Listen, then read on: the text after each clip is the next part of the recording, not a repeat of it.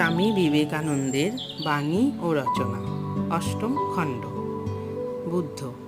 শব্দের অর্থ আকাশের ন্যায় অনন্ত জ্ঞান ও সম্পন্ন। আমি গৌতম সেই অবস্থা লাভ করিয়াছি।